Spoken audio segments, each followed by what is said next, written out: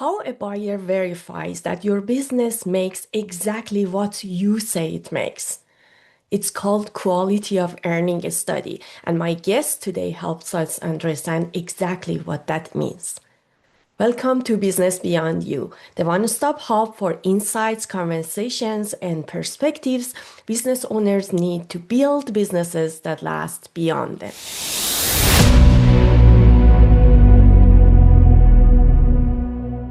My guest today is Neil Sheth, a CPA and a principal at HCVT. And his work is always in mergers, acquisitions, and I thought that he would be the perfect person to tell us about the quality of earning. Neil, welcome to Business Beyond You. Thank you, Sarah. Very nice to be here. A little bit about myself. I am a licensed CPA in California. I've been with HCVT for 11 years, and I specialize primarily on M&A transactions. So what we do is we do quality of earnings, financial due diligence, and we also work with sellers and buyers on negotiating the purchase agreement. Okay, awesome. So, Neil, tell us exactly what is a quality of earning. Yeah. So, typically a quality of earnings is when either a seller or a buyer goes through the financial records and they normalize the earnings for EBITDA. And EBITDA just stands for earnings before interest, tax, depreciation, and amortization. A lot of small business owners run personal or non-recurring expenses through the business. So what the quality of earnings does is it validates the earnings on a standalone basis. So that way a potential investor can see the true earnings potential of a business. What CPA firms normally do when they do a quality of earnings analysis, not only do they look at your accounting records, they also look at your bank statements. They look at deposits into your primary accounts that represent revenue and expenses as far as withdrawals from your primary account to validate the expected earnings of the business. Also, a lot of small business owners do keep their books on a cash basis of accounting. I would say about 90% of the transactions I work on, those books need to be converted from cash to accrual because a lot of our investors or buyers typically do leveraged purchases. So typically they'll put in anywhere between 40 to 50% of equity, and then they will use financing from either an SBA loan or other financial institutions to finance the acquisition. And when you use bank dollars or investments, a lot of times the bankers, before they approve that purchase, they'll want to see the books on a US GAAP basis. So let me understand correctly. You come in, let's say that we have a letter of intent signed between a seller and buyer.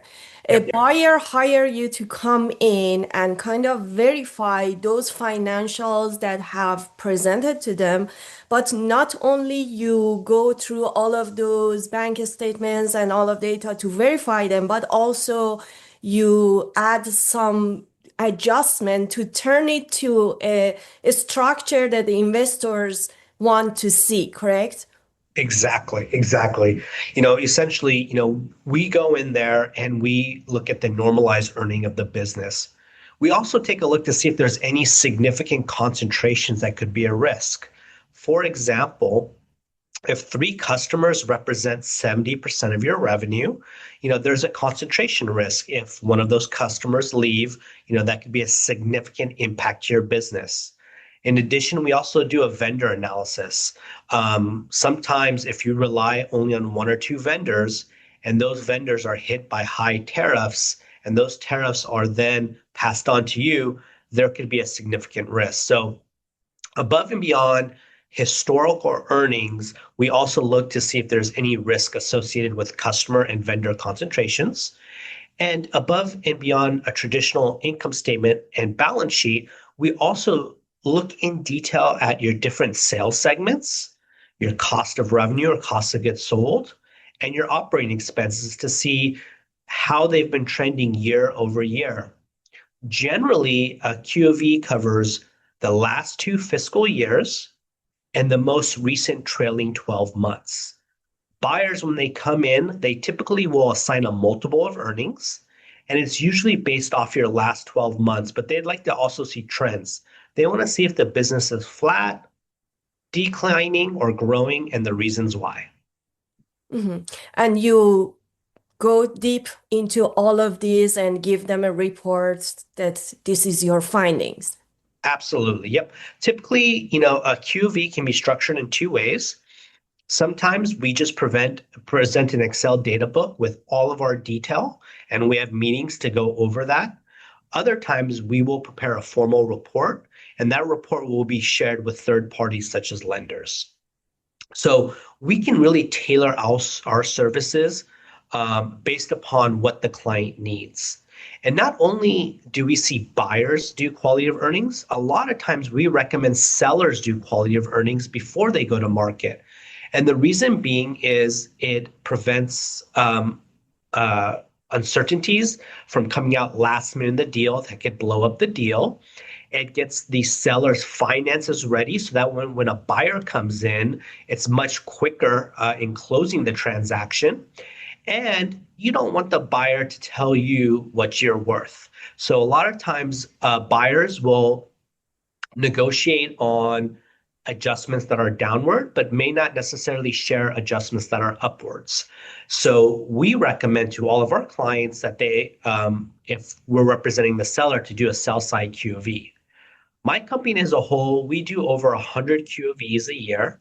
We've got 900 associates and 100 in the M&A side. And I would say about 60% of the time we do sell side QoV, and about 40% of the time we do buy side QoV. And above and beyond that, I would say half of our team are tax experts. So structuring the deal in the most tax efficient manner is very important, not only to the seller, but also the buyer. Mhm. Okay, so when you do quality of earning for the Yes. buyers, what are Yes. some of those common mistakes that you find in financials? Can you give us some examples? Yeah, I would say, the biggest one is expenses in the wrong period. For example, you need to adjust your bad debt allowance, but it's related to invoices that are over a year old. Well, if you book that adjustment in the current year, you need to really, in the quality of earnings, explain that this adjustment relates to prior year invoices. So it should affect prior year earnings. Another thing we see, very common mistake, is that the financials will have errors in them. There'll be unusual debits or credits in the balance sheet. They haven't been cleaned up. The bank recs aren't done properly, and there isn't a standardized process on the monthly close. In addition, a lot of times sellers will not have a good records of non-recurring or personal expenses running through their business. And oftentimes they are more focused on their taxes than their financial statements. Yeah, and that's so when you find these kind of discrepancies, how does that affect the valuation of the business? How often do you go back and that kind of feedback you give to the buyer lowers the value of the business? Yeah, absolutely. I would say in my, 11 plus years at HCVT, oftentimes the number in the LOI, which is a letter of intent, or the IOI, is not the final purchase price.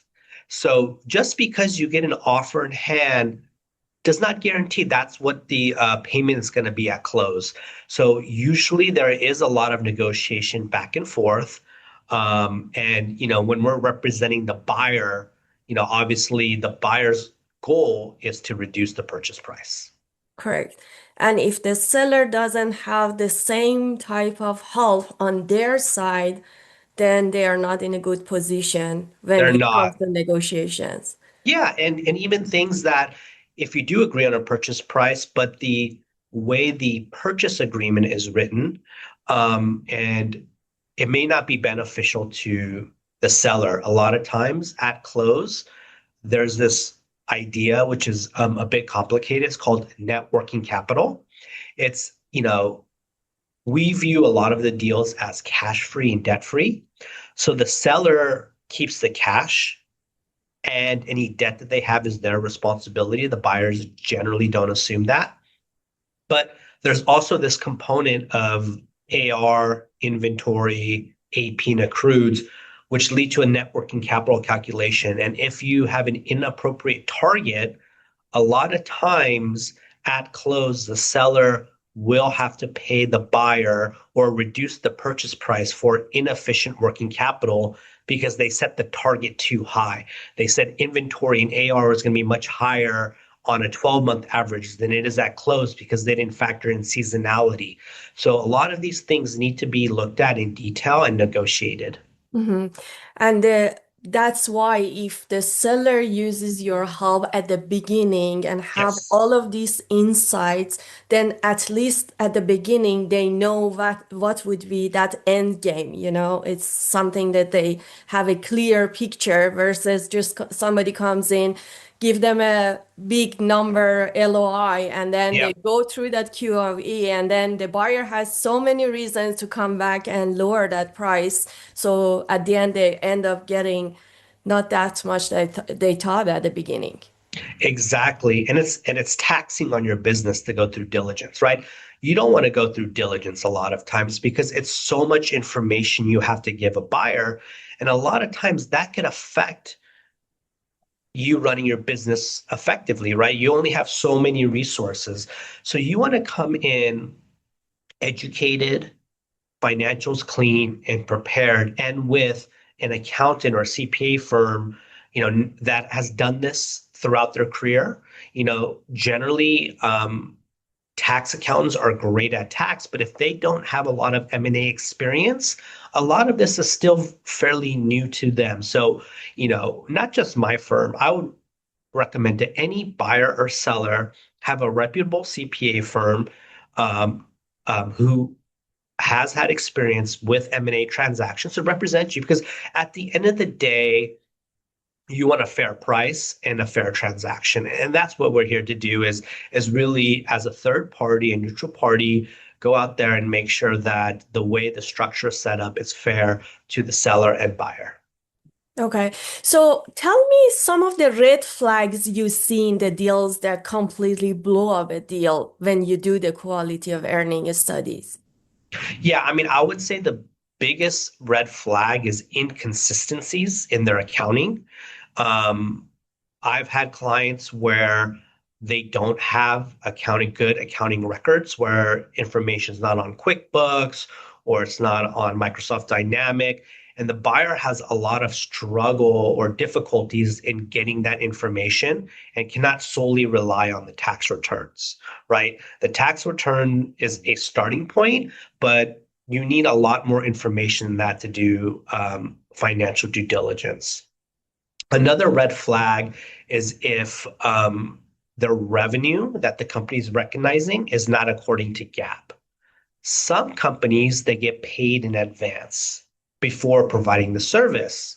Well, you can't recognize all that revenue in advance. You need to recognize the revenue over the service period. Another red flag is there's a lot of personal expenses running through the business, but the seller is not able to explain or identify those, and that has a negative impact on earnings, which the buyer cannot get comfortable with. Okay. Okay. And if the number of these kind of red flags are big, then the buyer gets nervous about moving forward completely in the deal. Right, exactly. Because, when a buyer comes in, they're not looking to run the business as it's run in the past. Most buyers are looking to buy a business to grow that business and scale that business. And if they feel that the current employees or infrastructure or historical practices prohibit that type of growth, they may move on to the next opportunity. Yeah, exactly. So it's not that there are tons of great buyers. We need to compete to be able to get to a good buyer to the end. So it's really important. So let's say you come in today, what kind of information you want a seller to provide for you? Yeah, I would say at the very minimum, we would need full access to their accounting records. We will never ever change accounting records. A lot of times you can give us like an accountant's copy of their QuickBooks or whatever they use, and then also their full bank statements. And then we need access to the seller to understand their business, understand their customers. We want to take a look at their historical earnings for the last 2 years in the most recent LTM period and understand the different reasons on a monthly basis for changes in headcount, expenses, seasonality, anything that is dynamic to the overall operations of the business. Okay. And if there is 3 to 5 years before they want to sell the business, what do you suggest them to do to be prepared for that time better? Yeah, I mean, if you're looking to sell your business in the next 3 to 5 years, I would say get your house in order, get your accounting cleaned up, make sure you have a competent controller or accounting manager, have your books on an accrual basis of accounting, not cash basis. When you're first starting a business, it makes a lot of sense to be on a cash basis. But once you're getting to that point where you're a little bit more sophisticated and you're looking to sell, a lot of our buyers are buying multiple businesses. They're not just buying one. So, for example, if you have a grocery store or a car wash or a hotel, they'll have a portfolio already and they're going to include your business into their portfolio. So those buyers are typically, a lot of them have private equity backing, or they have family office money. So they are looking for businesses that they can scale and grow, that will fit into their portfolio, and that have good accounting records. So you suggest them to establish them far before they want to go to sell. Yeah, I mean, that's the ideal case. I have a lot of transactions where that's not the case. I'm working on a very large one right now where they're on a cash basis. But we before they go to market, they've hired us. We're doing a quality of earnings. It's going to take us about 3 to 4 weeks to get their books on an accrual basis. And once all that's cleaned up, they can go to market. But the ideal situation is you do it ahead of time. But that's not to say, hey, things change this year and all of a sudden it's a good time to sell, or you need to sell for other personal reasons. We could still come in and help you out and kind of get those books cleaned up. That's perfect. Neil, that was a lot of great information you gave us. Since we are going out of the time, please go ahead, give us your contact information. If somebody wants your help, how they can reach out to you. Yeah, absolutely. So once again, my name is Neil Sheth. I'm with HCVT. A little bit about HCVT is we are one of the largest accounting firms headquartered in Southern California. We have 14 offices. I work out of the Irvine office. You can always reach me at area code 714-361-7660, or you can email me at neil.sheth@hcvt.com. That's neal.sheth@hcvt.com. And I also have a LinkedIn profile, so feel free to connect. Yes, and we will add all of this information under the video. So thank you so much for coming to our show and sharing your great experience and knowledge with our audience. I really appreciate your time, Neil. Absolutely. Thank you for having me, Sarah. Take care. Sure. Have a great day.